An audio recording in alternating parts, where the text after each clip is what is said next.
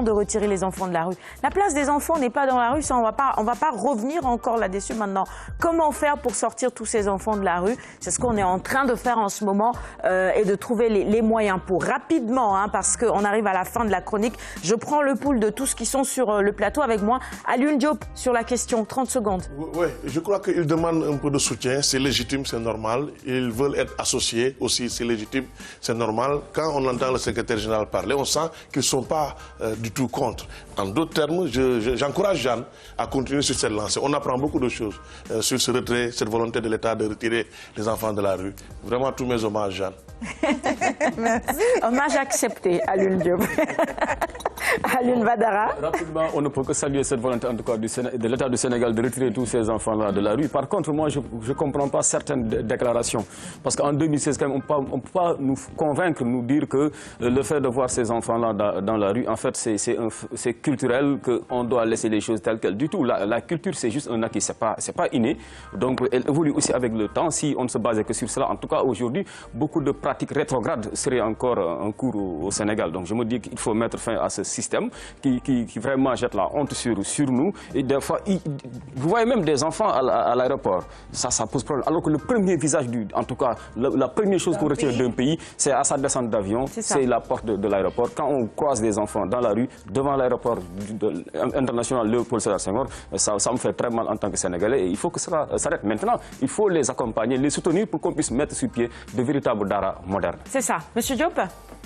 Ce sont des actions et des actes à encourager à l'endroit de l'État du Sénégal, parce qu'on ne peut pas admettre que le Sénégal arrive à ratifier la Convention 182 sur l'admission de l'emploi et également la Convention 189 sur les pires formes de travail des enfants et revenir en arrière pour dire qu'on doit laisser les enfants au niveau de la rue. Comme vous venez de le dire, la place des enfants n'est pas dans la rue. La place des enfants, c'est à l'école. Également, on ne peut pas admettre que l'État du Sénégal arrive à avoir une loi en 2004 sur l'éducation pour tous et laisser ces enfants errer. Et quand les enfants n'arrivent pas, par exemple, à avoir une bonne éducation, une éducation de qualité, demain, quel sera leur avenir? C'est ça, c'est la question. Coach Tandara. En tout cas, moi, j'ai applaudi des deux mains lorsque la nouvelle est tombée. Et là, je pense surtout à la santé de ces enfants, puisque le plus souvent, on les voit en haillons, des enfants qui sont très très mal habillés, sans chaussures ni rien, et qui mangent du n'importe quoi dans la rue. Je crois que là, c'est une très bonne décision du gouvernement. En tout cas, on les encourage. À mon avis, on ne doit pas reculer. Pour finir, Jeanne. Je pense qu'ils ont tout dit. Il ne faut pas reculer. J'invite et j'appelle quand même ces acteurs à encore aller vers l'État ou l'État aller vers ces acteurs. De toute façon, qui se retrouvent pour l'intérêt supérieur du talibé. Merci beaucoup. De manière générale. Merci beaucoup. On va maintenant passer à la chronique invitée. Je vous rappelle que la chronique Enfance revient demain avec Jeanne et vous pouvez réagir sur le sujet. Continuez. On reçoit vos messages sur notre page Facebook. Alioune Badara Kane, tu me rejoins maintenant? Avec plaisir. Très bien. On va parler des jeunes panafricains.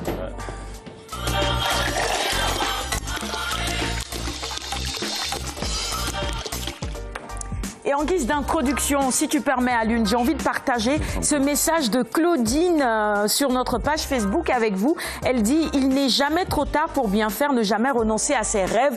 Ça, c'était un message qui était destiné à notre invité du mardi, Seydina Omar Diop, qui après 21 ans d'abandon des études a repris les cours en terminale et a eu son bac cette année. Il est âgé de 42 ans.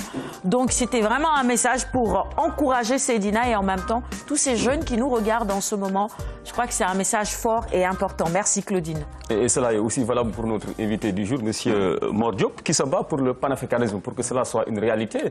On sait qu'en Afrique, bien avant les indépendances, depuis lors, on court derrière cela, c'est un idéal. Mais aujourd'hui, on se rend compte qu'en vérité, cela n'est point effectif.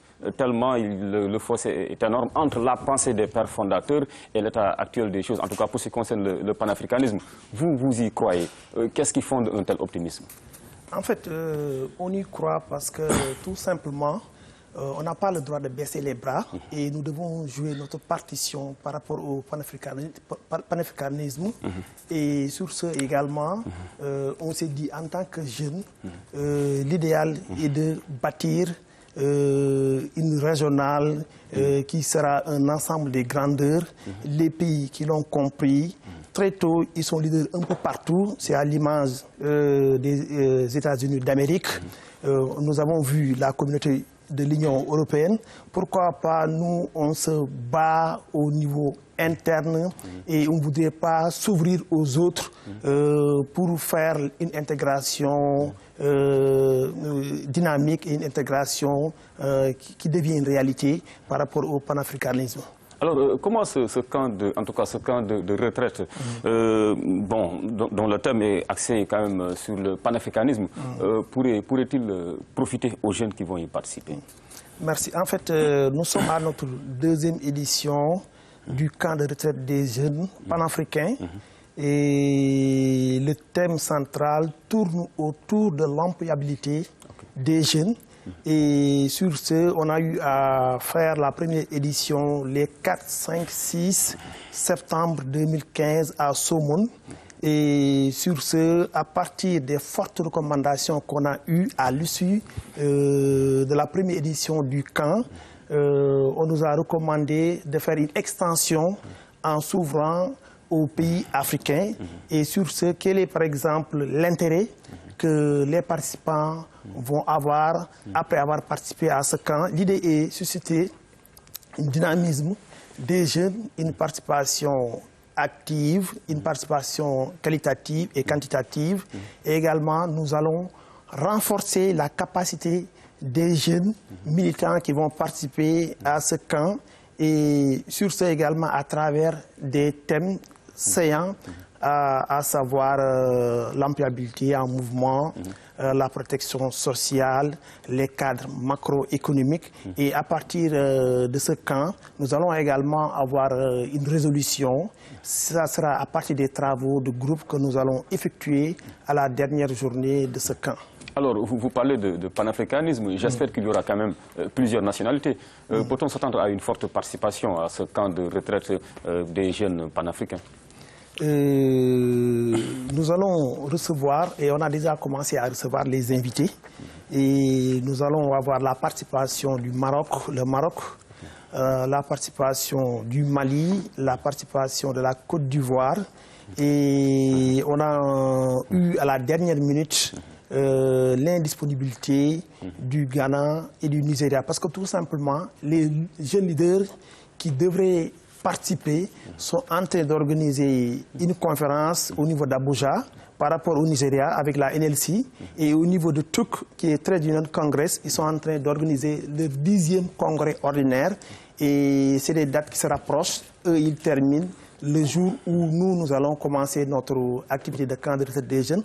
Encore, je voudrais juste dire que le camp dépasse un peu les frontières de l'Afrique, parce que nous avons la participation des Pays-Bas, par le biais de notre ami Tiko Filarski, qui représente la jeunesse CNV Jongren. En néerlandais, c'est la jeunesse de la CNV. Alors, vous en êtes à votre deuxième édition. La première a été célébrée l'année dernière, et ça coïncide toujours avec la commémoration de la journée mondiale de la jeunesse. À l'issue de ce camp de retraite, est-ce que les jeunes entretiennent une certaine correspondance, disons? Est-ce que les liens quand même sont entretenus pour que cela puisse être un vrai acquis dans le combat pour le panafricanisme? Okay. En fait, l'idée est de créer un réseau des jeunes leaders cadres. Parce que à partir, par exemple, du camp de l'année dernière, je peux dire que les jeunes qui vont participer, ça c'est exceptionnel. C'est eux qui se prennent en charge le billet d'avion. Ce n'est pas nous, en tant qu'organisation de l'UDTS, qui payent leur ticket aérien. C'est eux-mêmes qui se payent le ticket aérien. Même pour les frais de mission et de déplacement, c'est leur organisation qui les paye à titre de la dimension jeune. Et eux, ils trouvent l'intérêt d'y participer, parce que tout simplement, on voudrait faire la journée mondiale de la jeunesse un événementiel panafricain. Le pourquoi? Parce que c'est à l'image, par exemple, de la journée mondiale de la femme, le 8 mars, tout le monde le connaît.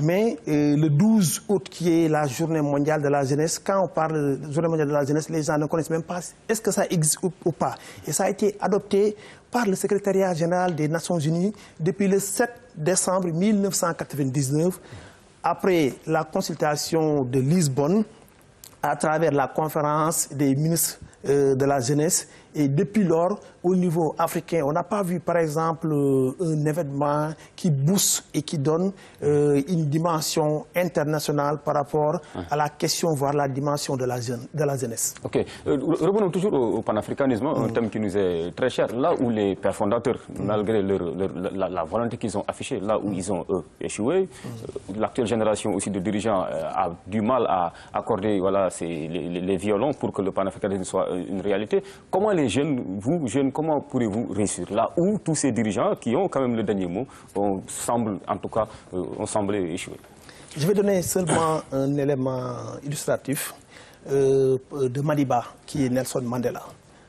Quand il a commencé à combattre l'apartheid, les gens n'y croyaient pas. C'est exact, il a eu à laisser des plumes, il a fait des sacrifices énormes. Nous également, on s'est dit en tant que jeunes, on n'a pas ce droit de baisser les bras. On va essayer de relever le défi. En relevant le défi, qu'est-ce qu'on peut faire?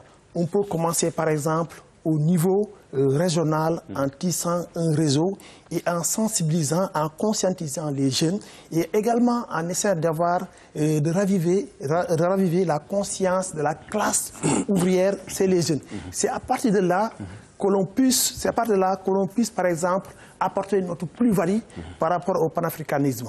Parce que si, par exemple, on n'arrive pas à donner notre contribution à l'édifice, qu'est-ce qu'on fait? On devient inactif. Et ça, je pense que ce n'est pas bien. Et d'ici peu de temps, on aura l'occasion d'évaluer l'impact des actes que nous sommes en train de mener et de mettre sur place. Très bien. Tu as une dernière question? Une dernière question toujours par rapport à ces jeunes, parce que c'est une question d'actualité très importante. Vous avez préféré, en tout cas, rester ici en Afrique, vous battre pour que cet idéal-là soit en vérité, soit désormais une réalité. Au même moment, beaucoup de jeunes Africains, malheureusement, tentent l'aventure périlleuse cette aventure périlleuse-là qui consiste à vouloir rallier coûte que coûte l'Europe, l'Occident. Est-ce que cela, quelque part, n'est pas contradictoire? Quel message devrait-on lancer à ces jeunes-là, à ces jeunes Africains, pour qu'ils puissent rester ici en Afrique et contribuer au développement du continent? En fait, moi je pense que le message le mieux approprié, c'est l'idée de nationalisme. Au lieu, par exemple, d'aller à l'extérieur, essayer, par exemple, de contribuer au PIB des autres pays, parce que là, il y a le mirage. Les gens nous font croire qu'en arrivant en Europe, tout est rose. Il y a l'emploi, il n'y a pas de problèmes. Quand on a des problèmes sanitaires, on se soigne, on mange bien, et tel n'est pas le cas. Pour vous dire qu'on a eu la chance très tôt d'intégrer des instances sur le plan international. Nous sommes à notre 4e participation à la conférence internationale de l'OIT à Genève. On a été sur pas mal de pays en Europe. Actuellement, présentement, on a une invitation, on devrait se rendre au Forum social mondial qui se trouve actuellement à Montréal. Mais nous, on a préféré rester sur place et bâtir et donner notre contribution. Les jeunes qui sont en train d'aller en Europe un peu partout, quand vous allez à la gare de Cornavin, à la gare de Trimini, à Rome, à la gare du Nord, vous allez voir des jeunes désœuvrés, des jeunes désespérés. Et à partir de là, les gens, beaucoup de mouvements commencent à avoir des cibles par rapport à ces jeunes-là. Ils recrutent les jeunes au niveau des mouvements de la rébellion, au niveau, par exemple, du terrorisme. Et il y a une étude de la Banque mondiale qui dit que 40% de ces jeunes qui sont recrutés provient, par exemple, des jeunes qui sont désœuvrés, des jeunes qui n'ont plus d'espoir par rapport à la vie, parce que, tout simplement, le rêve est brisé entre-temps. Oui, très bien. Alors, je rappelle, c'est ça, que nous recevons M. Mor Diop, qui est venu nous parler de la 2e édition du camp de retraite des jeunes panafricains, mais aussi de manière générale, des jeunes et du panafricanisme. La journée mondiale de la jeunesse sera célébrée demain. Un mot sur ces jeunes, la célébration de cette journée. Alioune Diop. C'est une autre journée à célébrer. Le plus important, c'est de se rendre compte qu'on avance, qu'il y a une réelle progression, des conclusions sont appliquées par la suite. Je crois que c'est la chose la plus importante, quoi. Jeanne, bon, la journée mondiale de la jeunesse, avant que ça arrive au niveau de la journée mondiale de la femme, il y a du chemin. Il y a du chemin parce que bon, les femmes maintenant, on pouvoir et on s'est battu pendant des années. Voilà, exactement. Ça, il faut on voit le coup médiatique que la journée de la femme fait. Finalement, même les journalistes hommes sont un peu jaloux. Ils disent, moi, je ne couvre pas cette manifestation. Mais bon, vous allez toujours couvrir. Juste pour dire, par rapport à ces journées, c'est l'essentiel pour moi, c'est de parler de panafricanisme, mais de rappeler surtout à ces jeunes-là que l'avenir, c'est ici. Parce que ce n'est pas pour rien que les multinationales aujourd'hui reviennent en Afrique pour investir. Donc le déclic, on est face à... Ces jeunes font face à cette réalité, mais ne veulent pas ouvrir les yeux, malheureusement. Je pense que l'occasion sera saisie pour rappeler à cette cible qu'il faut se battre et ce sera sur place dans leur terroir. Africa is the future. Coach Tandakha. Bon, en tout cas, moi, je vais être un peu laconique. Bon, de toute façon, j'ai beaucoup aimé l'invité. Là, ça a été très clair. Mais ce que je retiens, c'est que pour la jeunesse, en tout cas, vous êtes en train de raviver surtout le sens civique des jeunes. Et je crois que ça, c'est une chose importante dans ce qu'il a dit. Oui. Allez, merci à tous. Coach Tandakha, on ne va pas te retrouver après le journal. Ce sera Amadou qui va prendre ta place. Mais restez avec nous, ce sera pour la chronique high-tech. Alioune Diop est également là pour la chronique archive. On va poursuivre maintenant avec le clip du jour. À tout de suite. Ah oui, le point de la circulation avec Talibi.sn. J'ai failli les oublier, nos partenaires. Regardez, là, on est à Bourguiba. Circulation fluide, hein. Circulation fluide, pas beaucoup de voitures en ce moment. Rond-point Yoff. Au rond-point Yoff également, on voit quand même qu'il n'y a pas trop de circulation. Ça roule plutôt bien, oui. Et voilà, allez, le coach Tandakha est déjà parti. Ça se comprend, il est fatigué. Ils sont restés très tard hier. Et puis, le clip du jour, c'est maintenant. On revient juste après. À tout de suite.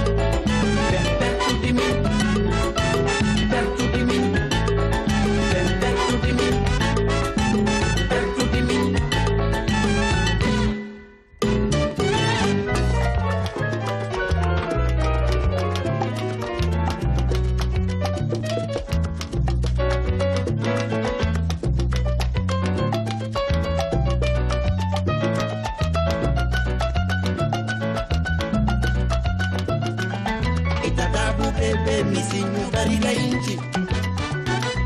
Mina ma dedike vida di vida. Vida da bebé vizinho bariga inchi. Sommigne sempre saber se devi no donna. Perto di me, perto di me, perto di me, perto di me, perto di me, perto di me, perto di me, perto di me, vida di verdade, perto di vida di vida, perto di me, perto di me, perto di me, bebe baguera, perto di me, bebe misinho, perto di misinho di baguera, perto di me, perto di me, vida di vida, vida di cabeza, cabeza na dembumeza, kuma kuma kuma kuma kuma kuma, sobrino. Ça, c'est les vieux jours, hein, le bon vieux temps, comme dirait René Léon. Mais il n'y a pas que les vieux qui dansent la salsa maintenant. C'est au début des années 2000. Pour cette chanson, c'est au début des années 2000. Non, au début des années 2000. Ah, bon, voilà. Avec Teresa Rodriguez, Celia Cruz, Jorge Aragon. Mon Dieu, René Léon, comme dirait Daradi Family, ouais, Chelsea Griff, comme dirait le descend, redescend, oh, c'est ça. Bon, allez, il est en place, René, vous l'aurez compris, c'est parce que c'est l'heure du journal et on va y aller tout de suite.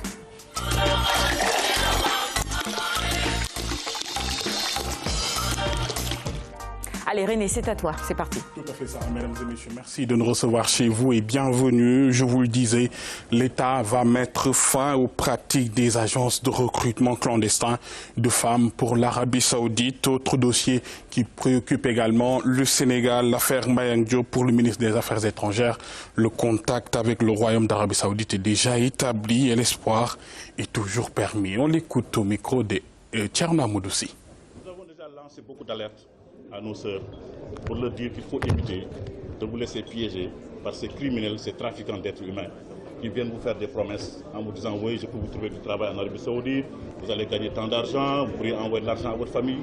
Il faut que nos compatriotes prennent conscience que ce sont des bandes de criminels. Certains d'ailleurs, et je le dis, ont déjà été arrêtés au Sénégal. C'est ceux qui recrutent des femmes, des Sénégalaises pour les amener dans les pays arabes. Certains d'entre eux ont été arrêtés parce que c'est un réseau de criminels que nous sommes en train de démanteler. Donc c'est important. Pour ce qui est de notre sœur Mbayang, le ministère a fait un communiqué sur la question. Notre ambassadeur est allé lui rendre visite à la prison de Daman en collaboration avec le consul général. Nous suivons de très près la question et toutes les requêtes relatives à son assistance ont été introduites et nous avons bon espoir qu'on trouvera une solution. Voilà pour cette réaction du ministre des Affaires étrangères sur les agences de recrutement clandestins pour des recrutements clandestins de femmes pour l'Arabie Saoudite, pardon, et l'affaire Mbayang Diop. Dans l'actualité également, cette question, pourquoi il ne pleut plus à Dakar en dehors de quelques gouttes qui sont tombées dans la capitale, 33 mm selon la météo, l'hivernage tarde à s'installer sur le littoral nord à Dakar, Saint-Louis et Mour, un déficit qui s'explique par plusieurs facteurs. Explication avec Fatoumata Banelba. Cette année, les pluies ont démarré vers le 18 juillet sur l'ensemble du territoire. On peut même parler d'un excédent pluviométrique dans certaines zones. À ce jour, on peut dire que par rapport à la normale, c'est-à-dire par rapport à notre période de référence de 30 ans, qui est de 1981 à 2010, par rapport à cette période, on a un excédent pluviométrique au nord-est du pays, vers Matam, Ranérou, Bakel, allant un peu vers le centre-est du territoire. Et aussi au niveau du Saloum, on a un excédent pluviométrique. D'ailleurs, même c'est dans cette zone où on a eu des inondations, donc des cas d'inondation, notamment à Kaolack. Par contre, sur la partie centre-ouest du pays, comme vers Thiès, Louga, Dakar, Mbour, c'est un déficit pluviométrique qui est noté. Un déficit à Dakar qui s'explique par plusieurs facteurs. À ce jour, la capitale n'a enregistré que 33 mm de pluie. La situation qui peut l'expliquer, c'est par rapport à pendant l'hiver en Europe, c'est-à-dire au mois de janvier, le début de cette année, jusqu'au mois de mai, pratiquement on a remarqué qu'au niveau de l'océan, donc vers l'Atlantique, on a eu une baisse des températures. donc une anomalie froide des températures de la mer, qui a occasionné le renforcement des alizés maritimes. Donc quand je parle d'alizés maritimes, c'est des vents qui proviennent de la mer et qui sont assez soutenus. Maintenant, avec la présence de ces vents, ça a tendance à inhiber, donc ça a tendance à désintégrer les systèmes convectifs qui viennent vers le littoral. Donc c'est cette situation qui nous a valu cette rareté des pluies au niveau de Dakar. Les météorologues prévoient néanmoins une bonne pluviométrie. On a vu pour la situation de Dakar à Saint-Louis, qu'on aura un démarrage tardif, donc ce qu'on constate actuellement.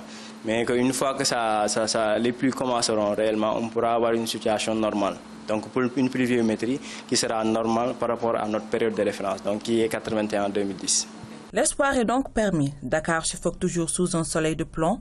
Vivement que le ciel ouvre enfin ses vannes. La rubrique santé du jour et gros plan ce matin sur la lèpre. Je vous le disais tout à l'heure, une petite tache sur la peau peut aboutir à cette maladie infectieuse et transmissible. Attention alors, le bacille est toujours présent et on note de nouveaux cas, 248 en 2015.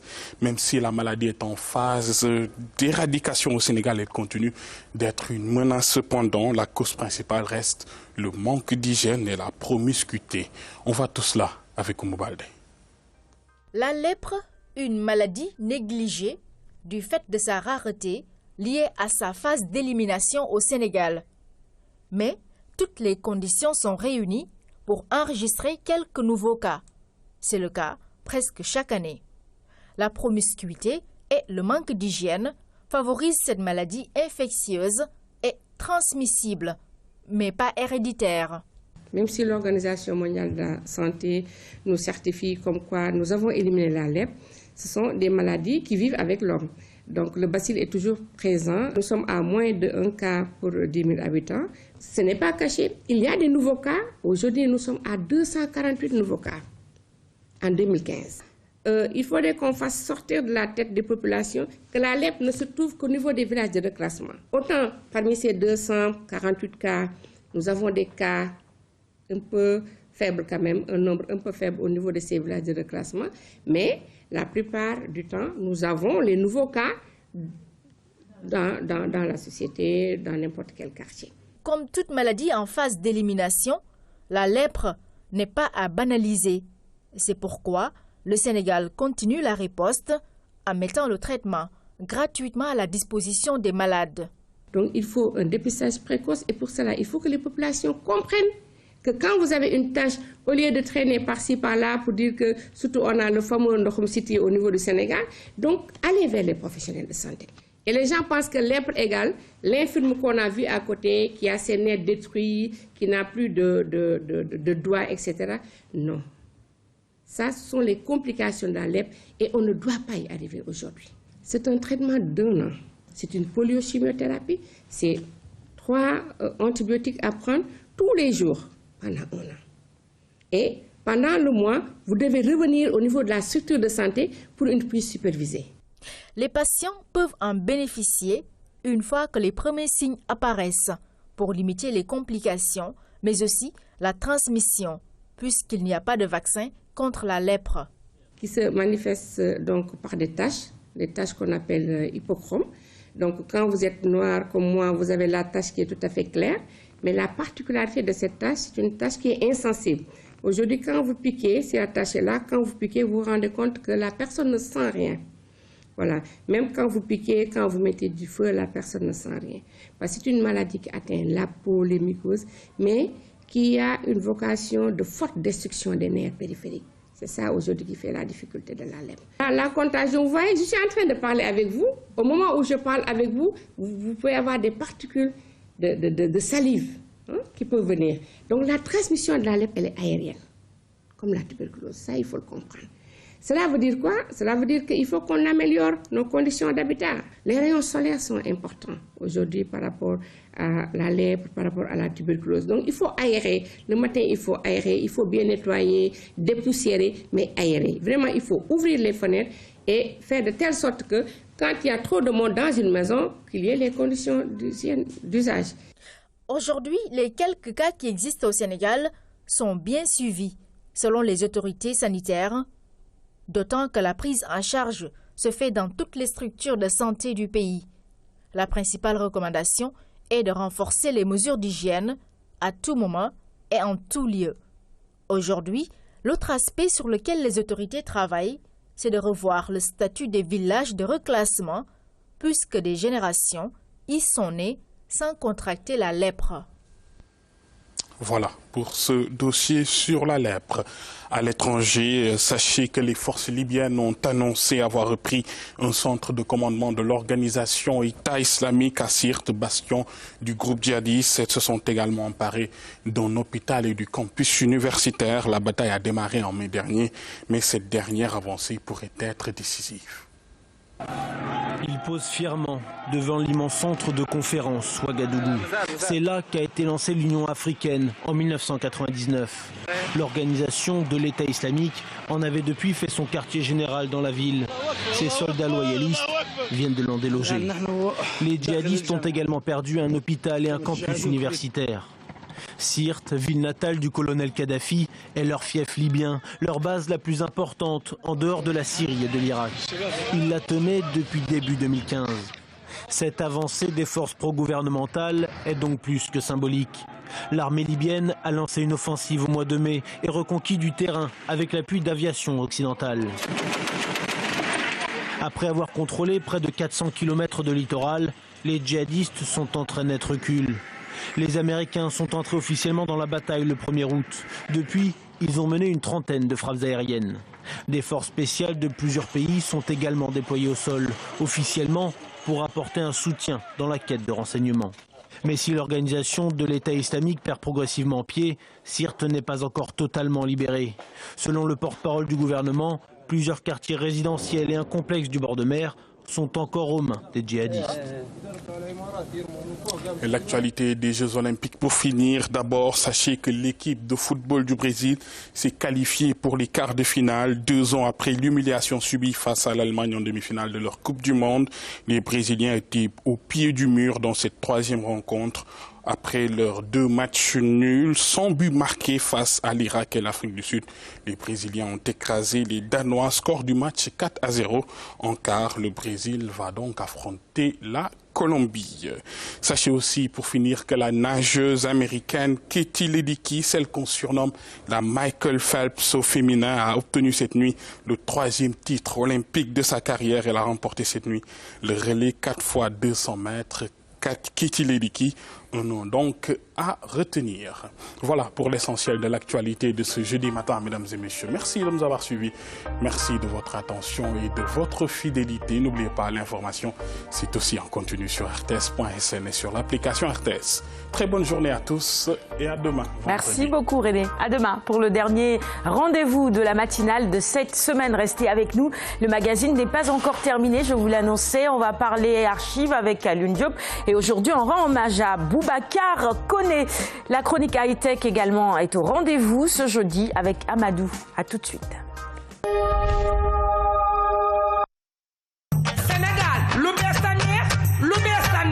promo national bu Patisen dajaleel ma fukki xott ak juróom yu tabletu Adja Mami Dolli ak Ami def ko ci enveloppe bind sa tur sa adresse ak sa numéro téléphone yónnee ko Patisen BP 185 Dakar mbaa nga dugal ko ci boy ji ñu jagleel pomi te nekk ci boutique yi marché yi wala boog camion d'animation yu Patisen yi mën nga caa gañ ay ration Patisen ba mu neex frigo congélateur téléviseur chambre à coucher bi nag waaye des na kër gu yànji gi nga xam ni képp kuy borom kër moo la tere nelaw xanaa nee ngan tamani ak promo national bu Patisen bi kayitu safal kayitu kër gi kayitu safal Patisen.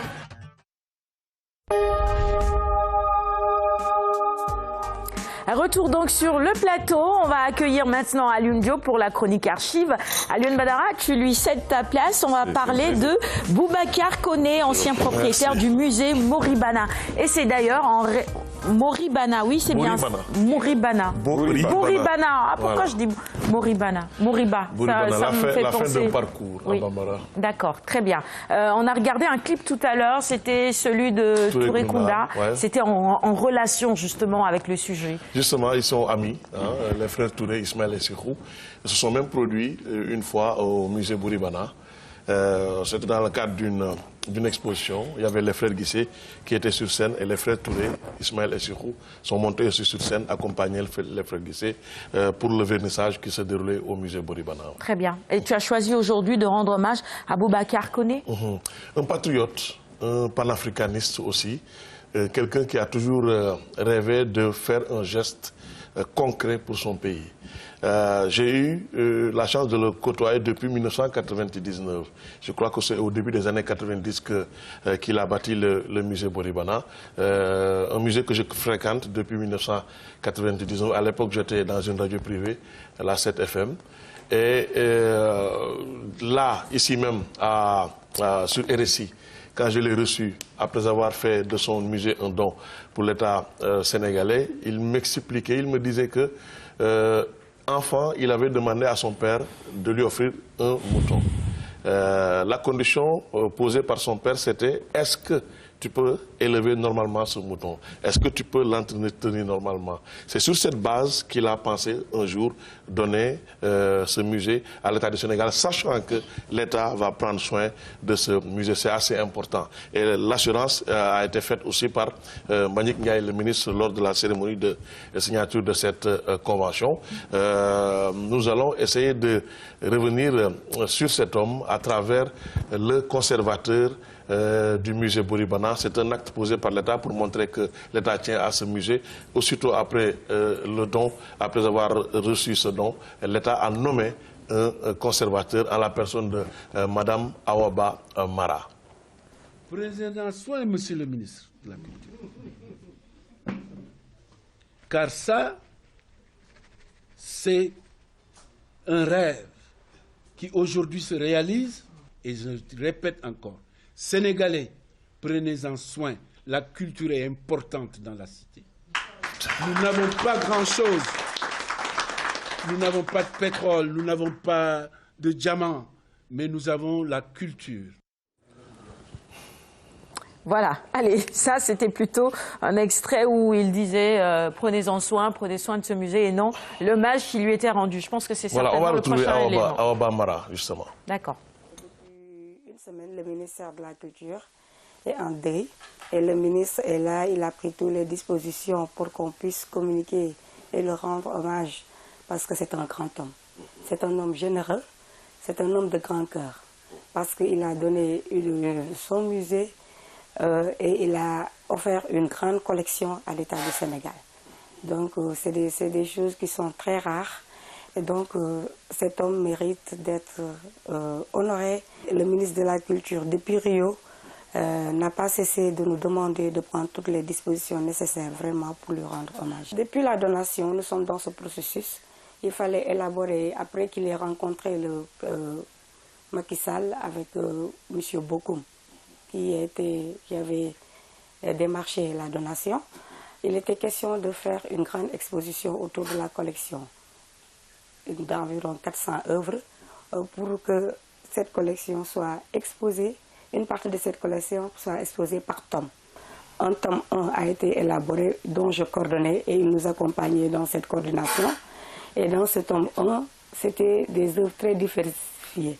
Des artistes sénégalais, des artistes de la diaspora, des artistes d'Afrique, de la sous-région et tout.